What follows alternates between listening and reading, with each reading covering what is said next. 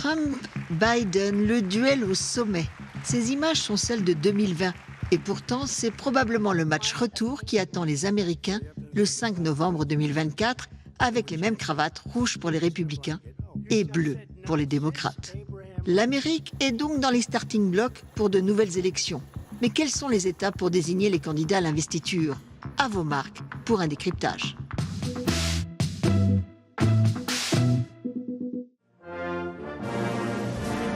Qui dit élection américaine dit avant tout primaire, car c'est d'abord un scrutin indirect.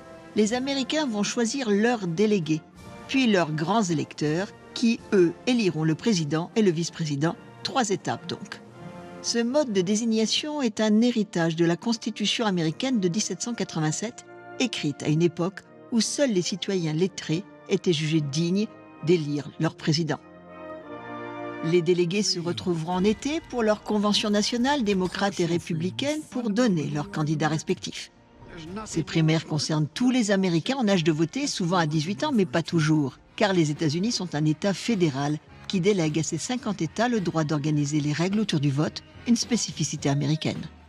Quand vous demandez aux Américains s'ils trouvent ça juste ou injuste, ils trouvent ça problématique et en même temps, ils vont vous dire que c'est parce que leur pays est un État fédéral et que donc il faut respecter le droit des petits États, des 50 États dans l'élection présidentielle. À quoi servent ces primaires organisées par les États? À choisir les délégués, aussi appelés grands électeurs, qui les représenteront à la convention de leur parti. Il y a 2 types de primaires. Les primaires dites ouvertes, tout citoyen peut voter, elles sont financées par l'État. Et les caucus, financés par les partis où seuls les membres peuvent participer. Un tiers environ des États organisent des caucus, les autres préférant les primaires. Le premier État à ouvrir le bal, c'est l'Iowa, et c'est le Parti républicain qui donne le top départ. Ce petit État rural du Midwest, qui représente moins d'1% de la population, prend toute son importance car il donnera les premières tendances. Les démocrates, eux, sont appelés le 23 janvier dans le New Hampshire, un mode de scrutin dont le fonctionnement pyramidal est remis en question. Aujourd'hui, je sais qu'il est très discuté, même sur une des pages du gouvernement américain, il est écrit « Si vous voulez parler à votre sénateur de changer le système, appelez ici ». Donc je sais qu'il est en grande discussion. Pour moi, personnellement, ça ne me gêne pas. J'ai regardé, il y a eu 2 ou 3, si je ne me trompe pas, fois dans toute l'histoire des États-Unis où le vote, on appelle ça le vote populaire, a été différent que celui des grands électeurs. Donc, dans toute l'histoire des États-Unis, c'est peu en fin de compte. C'est juste que plusieurs de ces fois ont été récentes. 5 mars, le jour symbolique digne du Super Bowl pour les Américains, c'est le Super Tuesday. Véritable temps fort, les 2 partis organisent leurs primaires dans 14 États simultanément.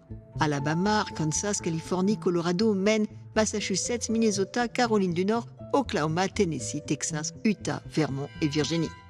Les 2 États phares qui seront suivis de très très près sont la Californie, plutôt tendance démocrate avec ses 40 millions d'habitants, face au conservateur Texas, républicain, avec ses 30 millions d'habitants. Mais une question se pose. Donald Trump sera-t-il présent au Super Tuesday? Car la veille, le milliardaire républicain a un rendez-vous crucial avec le juge, qui donnera son verdict pour les pressions électorales qu'il a exercées en 2020. Il aura de nouveau rendez-vous avec la justice 3 semaines plus tard à New York, pour son procès pour des paiements suspects à une ancienne actrice de film X. Donald Trump a une telle personnalité, un tel charisme, il faut le dire, que toutes ces tâches réputationnelles ne lui nuisent pas. Et je dirais même qu'il a un positionnement anti-élite, victimaire, etc., un petit peu délirant, mais qui fonctionne très très bien avec sa base, au point que ces dernières inculpations ont semblé l'avantager dans les sondages auprès de la base du Parti républicain. 2 États, le Colorado et le Maine, eux, ne sont pas sous le charme de Donald Trump, invalidant déjà sa candidature. 14 votes de grands électeurs sont donc en jeu. La décision est actuellement dans les mains de la Cour suprême. Elle est composée de 9 juges, dont 3 ont été désignés par Donald Trump.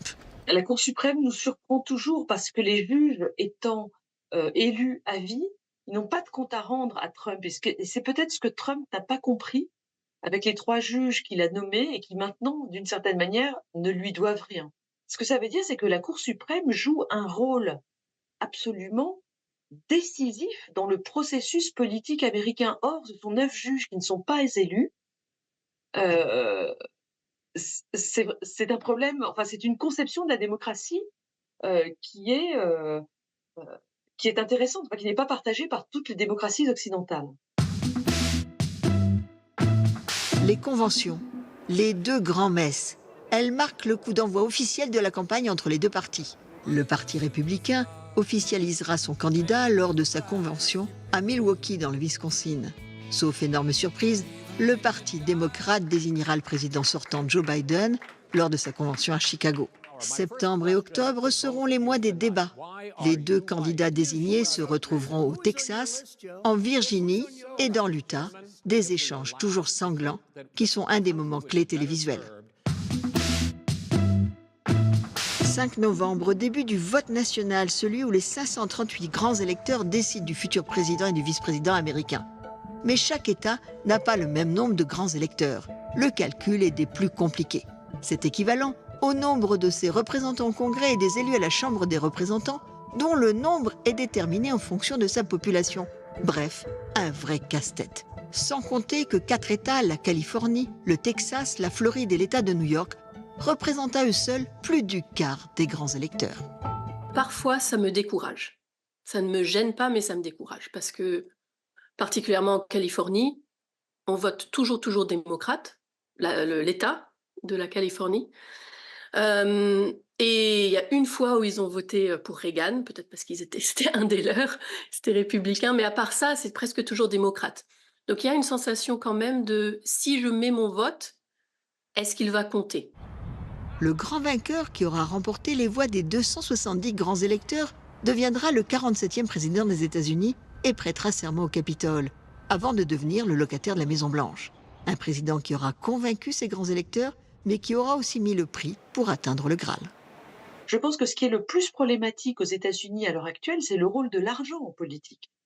Le fait que les donations ne soient plus plafonnées ou quasiment plus plafonnées lors des campagnes électorales, ça déforme énormément les choses. Il faudrait aussi parler du paysage médiatique qui est extrêmement polarisé et polarisant aux États-Unis. C'est aujourd'hui quasiment rarissime de trouver un média, que ce soit radio, presse écrite, en ligne, télévision, etc., de trouver un média qui ne soit pas violemment conservateur ou très progressiste. Ça, il n'y a plus vraiment de médias fédérateurs dans le pays. Et ça, c'est un problème parce que les gens n'arrivent plus à se parler. Alors, est-ce que ça veut dire que le plus riche gagne? Oui, en quelque sorte, mais pas toujours. Par exemple, en 2016, Hillary Clinton avait eu plus de fonds pour sa campagne que Donald Trump. Et pourtant, c'est lui qui a gagné. Alors suspense, cette présidentielle risque d'être mouvementée et pleine de glissades. Son enjeu est crucial, bien évidemment pour le peuple américain, mais également déterminant pour la démocratie.